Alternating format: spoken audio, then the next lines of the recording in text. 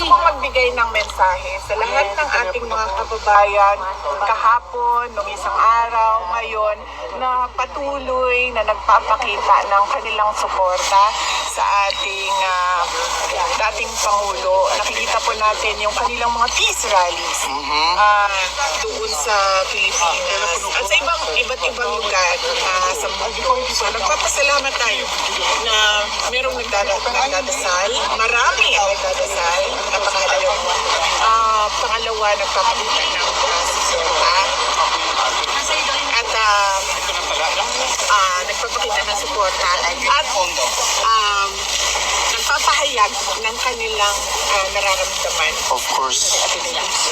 Huwag natin kalimutan na ang problema ng bayan ay hindi ang mga Duterte. Correct. Tama po. Ang totoong problema ng bayan, kayong lahat nandito kayo, nakikipagsapalaran kayo sa ibang bansa dahil walang oportunidad doon sa ating bansa. Patuloy ang kahirapan, patuloy ang kagutuman, patuloy na walang nangyayaring kaunlaran. Makikita nyo yung Netherlands, di ba? Yes po. Gusto natin maging Netherlands. Correct. Bukas na ba, ma'am? Bakit ba hindi nangyayari yun? Yun yung tanong natin. Yes. Mag-president ka na, ma'am. Bukas na mag-president ka. Bukas na Ma'am, mag-president ka na, ma'am. Huwag natin kalimutan yun. Vale. lang kami para sa inyo. Ako ang problema. Correct. Dahil Kita po namin lahat yun. dahil Alam bakit po na ba ako namin nagiging lahat. problema? Dahil Tanda. Maganda. Gwapa. Tungod sa kagwapa ni Mukulbaan sila, Bibi. Isa ka ko yung wala niyo. Ulit na lang po, eh. Good for exportation. well, yes, as I said earlier, our expectation is that we will be given permission to visit since we are already complying as we speak with all the documents that they are asking of us. And then the next is we truly pray and hope that the court will listen for our request just to move the initial appearance so that we can have time to sit down with the former president and discuss what are the ways forward in his case. Thank you. The Vice President, of course, is here as a member of the family, and she will be in the gallery to witness the first hearing. So, hindi ko po alam kung mapagbibigyan yung hinihiling namin na ipagpag-iban, pero wala naman akong dahilan para naisip para hindi mapagbigyan yan kasi wala namang pupuntahan si Presidente Rodrigo Duterte. Kaya na siya sa tulungan dito sa Pilipinas. So, ipagpaliban niyo na ngayon kasi hindi pa namin nakikita ang dating Presidente. Buong araw, kahapon, hindi siya nakita dahil di umano siya ay binigyan ng medical examination. So ngayon pa lang, ang problema dito sa ICC, daming papel bago mo makita. So we have just submitted the form to visit him para hindi naman kauna-unang beses magkikita sila ni Vice President dito sa hukuman. Ako, I feel strongly that before the hearing, not only I should be able to have access to him as a member of the Least Council of the Court, but the family should have access to him. So actually, ang priority ko is to make sure magkita muna silang mag-ama. Dahil hindi pa alam ni Presidente na nandito sa Vice President. Parang it's not proper naman na hindi alam ng ama na nandito yung ama. So I'm more or less attending on this first day hearing, a family matter. They want them to see each other outside of the court first so they can have a private. Attorney, what do you call the postponement? Is there a legal term for that? Wala naman, it's the same. Alam mo yun, the procedure is similar to Philippine procedure. Ang difference lang is before its arraignment and before it goes to proper trial, meron tinatawag na confirmation of charges. And in the confirmation of charges, they will establish that there really is probable cause and that there really is jurisdiction. But I do not know if I can be registered in time for the hearing today, but in addition to the postponement, if I am recognized today, and I'm not sure yet because we just did all the papers today, I will also bring the issue of the illegality of the arrest of the former president. That should lead to the court losing its jurisdiction. And I will be citing a case law from the Constitutional Court of South Africa that an illegal arrest is sufficient to divest from private jurisdiction. This has been a right from by the Commission of Another Law. In addition to the lack of jurisdiction because we had withdrawn from my membership and on the tape that we can. But of course, everything hinges on if I will be recognized today. But right now, we have to leave because we want to Okay. see the president before he is brought to court. So just to be clear, sir, you said it has been sent privately already. Yung request to postpone this particular No, initial it hearing. has not been. It will have to be asked in the hearing today. Today. Okay.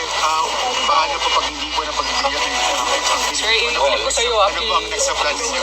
Ang mangyayari lang naman, kung yung mapagbibigyan is sasabihin lang kung ano yung nature charges. But it is not an arraignment. Correct. It is just to make sure he understands the nature of the charges against him, not an arraignment. Saan niyo po ihahain yung postpone? In court na, wala nang panahon kasi. Kasi alam niyo, itong notice came very late also. We had just arrived yesterday. And of course, nauna sila. DC came next evening of yesterday and I came yesterday then, no?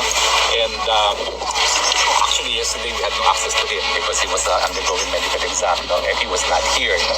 And for a while, we were even alarmed where he was, but he was apparently subjected to medical examination. So it's only now, so pagbigyan na muna natin na makita muna yung mag-ama. Okay? Can we do that? Yes po. I think he is in the detention facility. He's with the... We're going to the detention facility now. Please don't follow kasi hindi rin kayo magbibigyan access doon. Okay?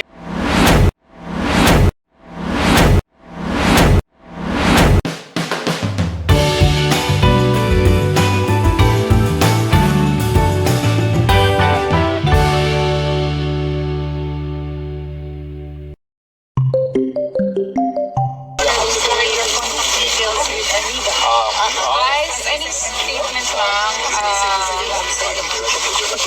Any statement lang po since you haven't seen your father since you arrived pala? Is that true? As I announced earlier, we'll do the Q&A later. So, Ay, hindi pa kayo kasama. Okay. we'll do the Q&A later. Thank you. Ah, okay. Ano po time, ma'am? JC will give you details. Today, I promise you. We just need to do the paperwork that everyone from inside is asking from us. Okay po, ma'am. Thank you po. Thank you Thank po. you po. Thank you po. Ma'am, Laban. baby. Ma'am, laban na gid, ma'am. Basta gwapa lang gid tayo, ma'am. Okay. Basta Pilipina, gwapa gid ka, ma'am. Alam niyo mga numbers ko, ano? Basta ikaw. SMN may pakisabi po sa sapo. Papasok. Probably now, visit, they will give us some visit. Will do. Hindi ka naman nagpalit ng number. But let's do WhatsApp kasi Viber hindi masyado maganda That dito eh. they will WhatsApp na lang. allow our WhatsApp. request. Okay, okay. SMNI! Basta, salik, ma'am, mag-ampo, yung may nag-i-move na gid. Gwapa biyak ka. Of course. Yes, ma'am. At mga pagina. Correct. Sigurado sa mga Pilipino, mga lalaki. Gwapo gyapon mi, ma'am. I can assure you, pagkabuok ang atong visitor. Correct. Correct. The Filipino beauty is known globally as exceptional, outstanding. Correct, ma'am. Ngani ko kagwapa din ako magawas, uy. VP, salamat. VP, shoutout sa mga taga-Butuan kay Idol kay kanila. Sambuanga po, madam. Naamin rin. Ikat po si Seljong Biyahe.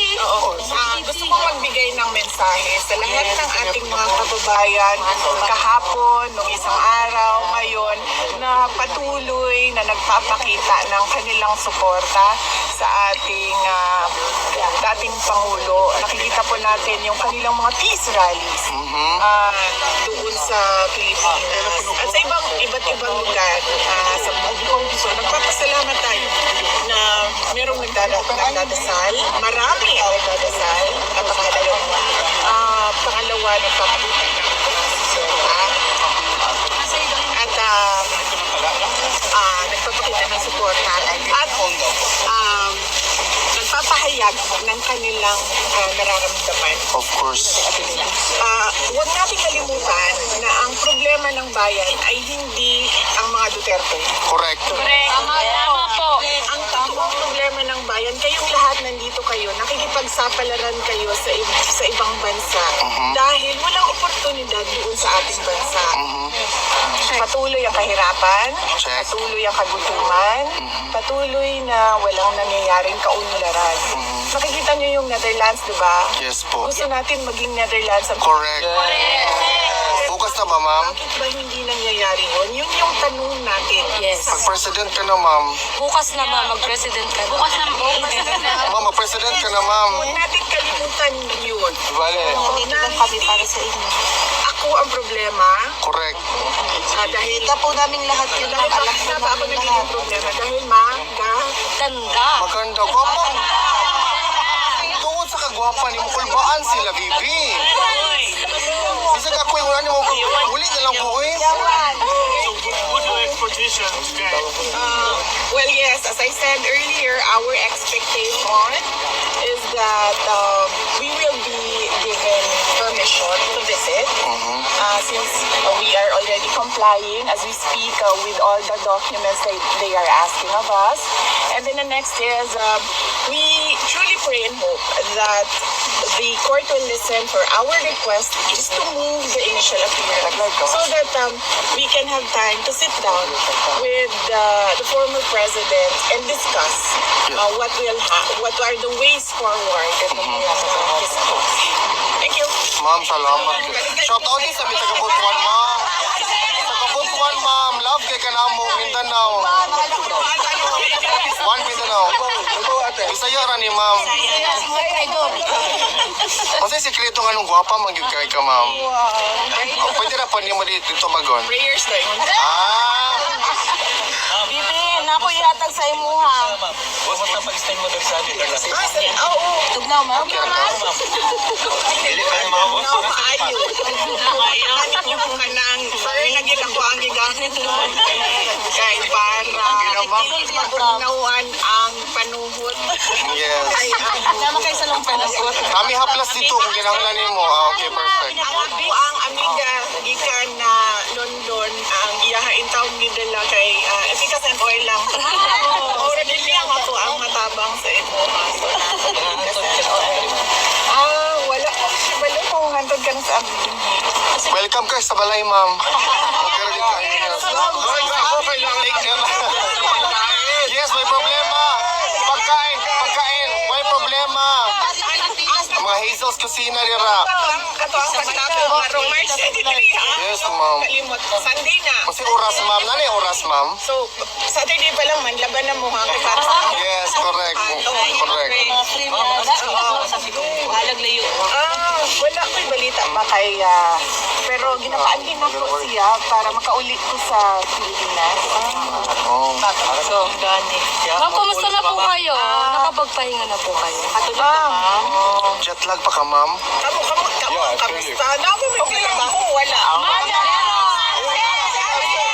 Para nimo, ma'am, irrelevant na trabaho. Tumakas Para sa imo. Para kang former president sa imong papa, of course. Galing ninyo, wala nang may trabaho. Makita na paglain, ma'am.